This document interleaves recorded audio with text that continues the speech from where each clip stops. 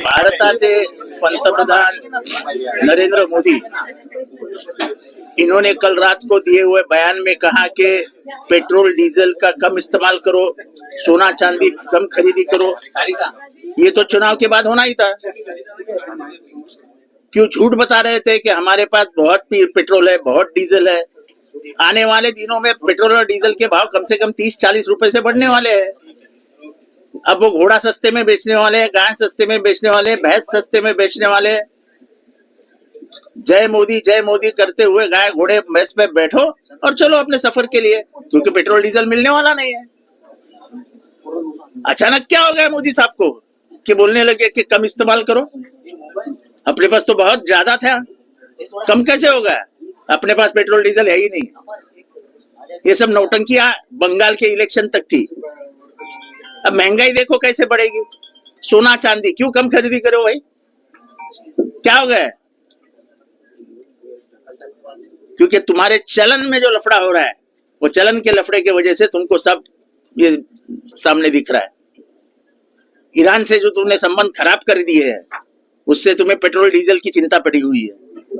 और ऊपर से अमेरिका बोल रही है रशिया से तेल मत लेना। अमेरिका अपनी बाप है, अपने को आजादी भी अमेरिका ने दी है। हम थोड़ी लड़े थे, अमेरिका हमारे लिए लड़ी थी। हम तो लाचार हो गए। डोनाल्ड ट्रंप कौन से दुनिया में घूमता है मुझे नहीं पता है, लेकिन अपनी दुश्मनी निकालने के लिए, और खास करके एप्स्टीन फाइल में उसका जो मामला आया है यौन शोषण का, वो यौन शोषण का मामला दबाने के लिए पूरे देश दुनिया को भिखारी बनाएगा। बच्चों के साथ जो उसकी फिल्म है, वो फिल्म दुनिया से छुपाने के लिए, और कई नेताओं के उसमें राज छुपे हैं, वो छुपाने के लिए ये युद्ध लड़ाया जा रहा है और कुछ नहीं।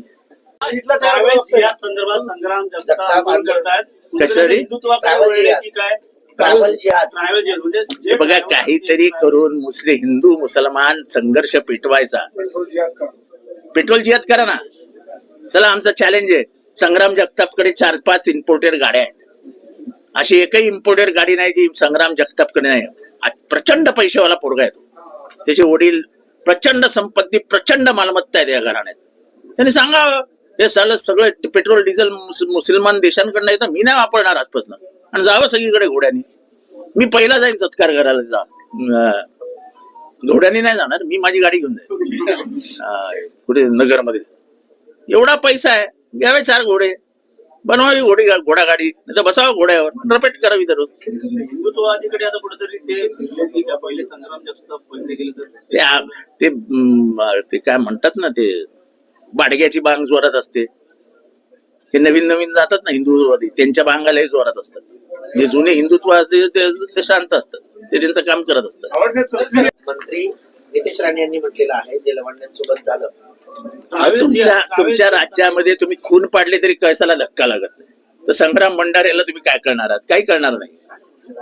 पण वारकरी पंथ संप्रदायामध्ये घुसखोर गेले, जिथे अहिंसेलाच महत्व दिलं गेलं, जिथे सदाचारालाच महत्व दिलं गेलं, जिथे जातीपातीची बंधनं पाळू नका, एकत्र व्हा, मानवता हेच अंतिम सत्य आहे, हे सांगण्याचं काम ज्ञानोबा तुकारामांनी केलं। त्याच्यामध्ये नथुराम गोडसेच्या अवलादी घुसल्या आहेत मनुवादाचा प्रचार करत। त्यामुळे त्यांच्याकडनं काय फार अपेक्षा नाही आहेत, आणि त्याच्याच विरोधात ही लढाई सुरू झाली। वारकरी पंथ स्थापन कशाला झाला? इथलं जे जातीपातीचं थोतांड होतं, धर्मद्वेष होता, तो उद्ध्वस्त करण्यासाठी म्हणून ज्ञानेश्वरापासून तुकारामापर्यंत, मग चोखमेळा आला, गोरा कुंभार आले, सावता माळी आले, सगळ्या संतांनी तेच सांगितलं। वारकरी जेव्हा चालत निघतात तेव्हा कोणाला माहिती असते याची जात काय आणि त्याची जात काय? पण हे मनुवादी हिंदुत्ववादी जे आहेत त्यांना हे मान्य नाही आहे। त्यांना ते परत आणायचं, सगळं जातीपातीचं सगळं परत एकदा 1000 वर्ष मागे जाण्याच्या प्रक्रियेला सुरुवात करायचंय।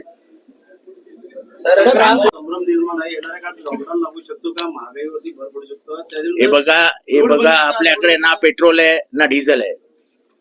मुस्लिम द्वेष तयार करता ना, मग हिंमत असेल तर पेट्रोल डिझेल वर बहिष्कार घाला, घ्या घोडा, मागवा बैल आणि चाला त्याच्यावरनं।